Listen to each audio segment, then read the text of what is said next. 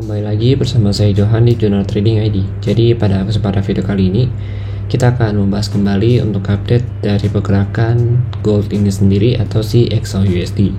Jadi kalau kita perhatikan ya, untuk si gold ini itu dia belum bisa break dari area 1965 1960 ya. Jadi dia belum bisa break dari zona ini, masih cukup kuat ya untuk zona ini. Kalau kita perhatikan dia itu dibilang break tapi hanya sumbunya aja yang di break gitu.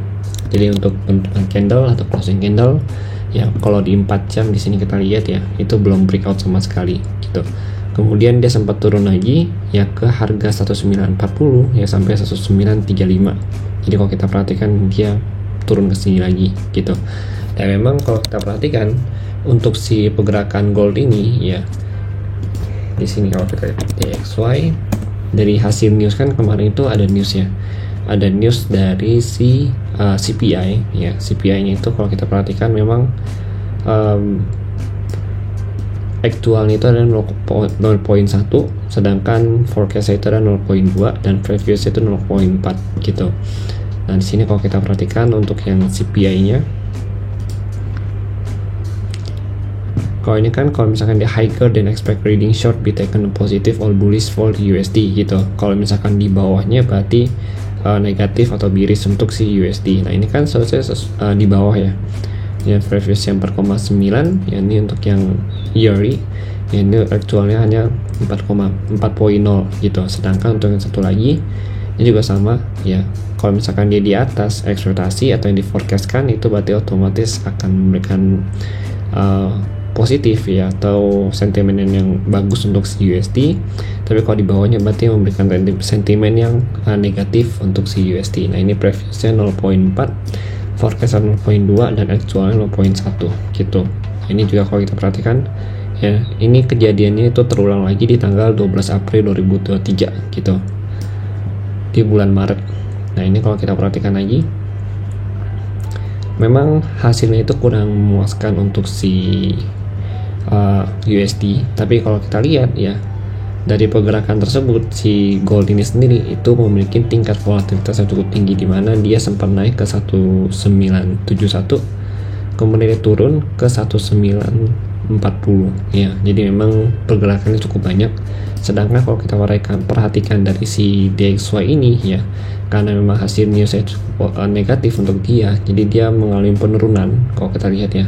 Dan bahkan bisa dikatakan tidak ada kenaikan yang cukup signifikan gitu untuk si DXY-nya.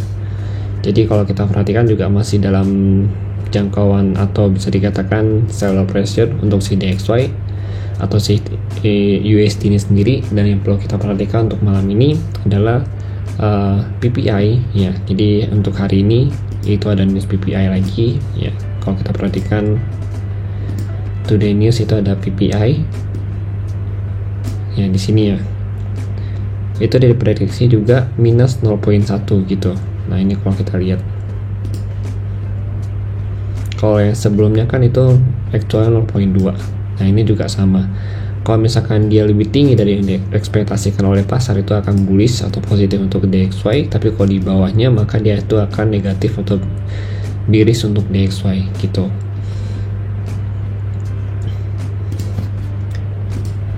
Nah kemungkinan besar di si DXY ini juga masih menanti keputusan dari atau hasil dari si PPI tersebut gitu.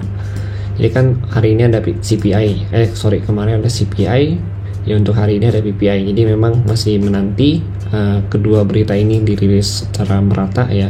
Jadi CPI-nya udah, dan memang hasil kurang memuaskan, dan tinggal PPI-nya gitu. Kalau misalnya PPI juga berimbas yang cukup buruk untuk si DXY ini ya, kemungkinan besar DXY akan retest kembali ke 102.65 sampai 102.8 kembali di sini, atau bisa di bawahnya yaitu di 102.16 gitu. Nah kalau kita lihat memang untuk si DXY sendiri atau si indeks dolar itu juga udah turun ya, di bawah supportnya dia yang saat ini jadi resisten, dan dia juga udah break dari 103.6 ya sampai 103.3 ini harganya di sini di bawah. Dan memang kalau saya lihat memang masih akan melanjutkan penurunan ke bawah lagi gitu.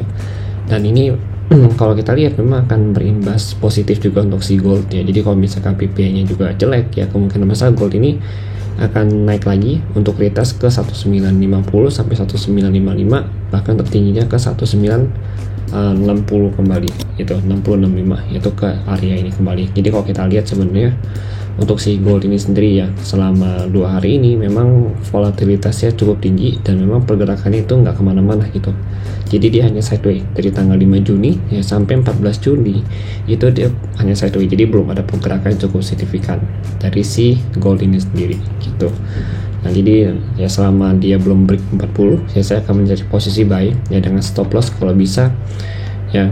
Kalau misalnya stop loss saya itu biasa itu sih di 34 ya, berarti kan kurang lebih dari level 40 ke 34 untuk stop lossnya.